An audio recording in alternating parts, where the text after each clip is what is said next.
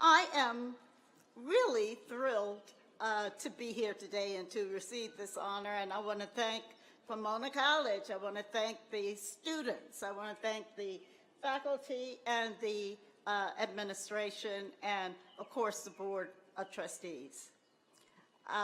The first time I was here on this campus was in 2005, when my now late husband, John Payton, was also given an honorary degree and gave the commencement address.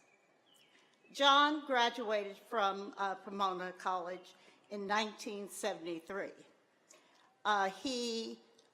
When he died in 2012, he was a member of the Board of Trustees. Excuse me a minute, this thing is going to choke me here.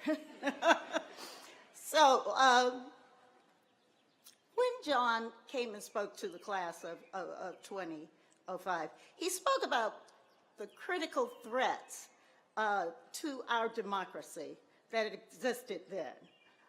And he charged the graduates of 2005 to take responsibility for safeguarding the freedoms that we, the people, cherish in our Constitution.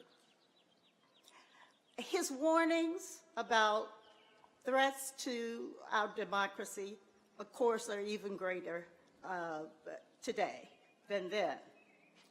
But I want to focus on the fact that I think that our problems are so much larger than that.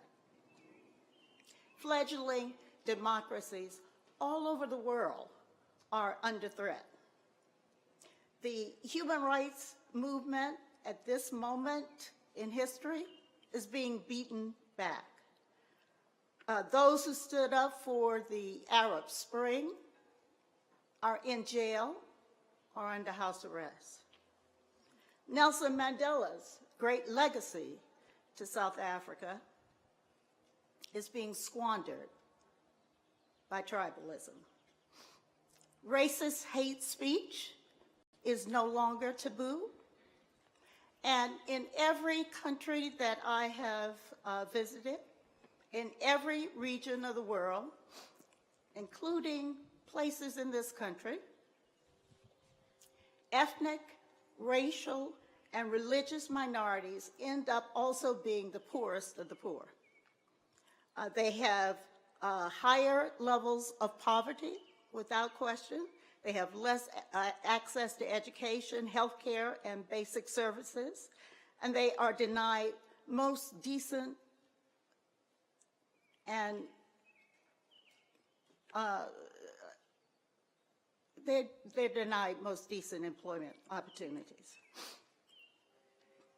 And now, every day, as we watch on our television screens or read on the front pages of our newspapers, to see the scenes of suffering as masses of men, women, and children risk, and in all too many situations, they lose their lives as they try desperately to get to Europe in order to escape the chaos that is going on in their countries. How can we not search ourselves and our souls for some degree of responsibility?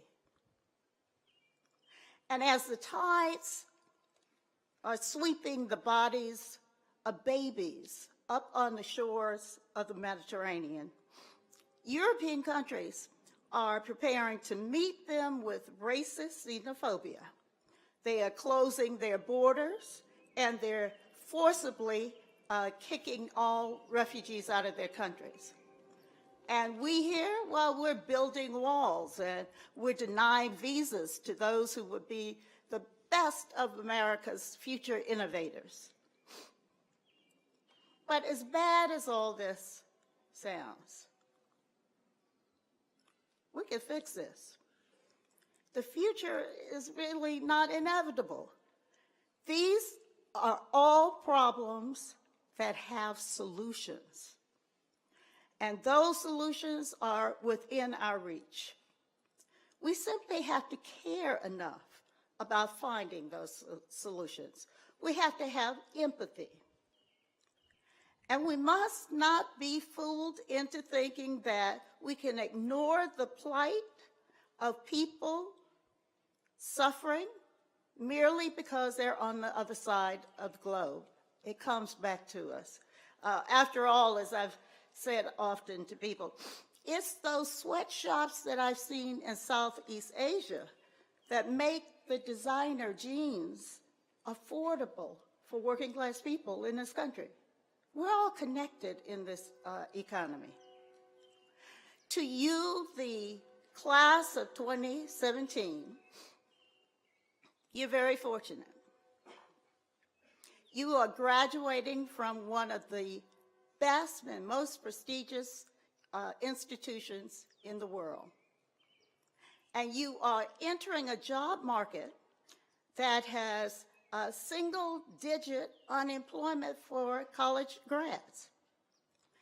And this world you are inheriting is one of incomparable wealth, resources, and technical know-how. The only problem is, in the midst of all of those resources, there is incredible hunger, poverty, and despair. But as I say, you can fix this. You have the power to find the solutions to these problems. And I think that you have been prepared by one of the best institutions in the world to find those solutions. You just have to care. You, class of 2017, you can be the first generation in human history to end hunger, poverty, and racism as we know it. So go to it. Thank you very much.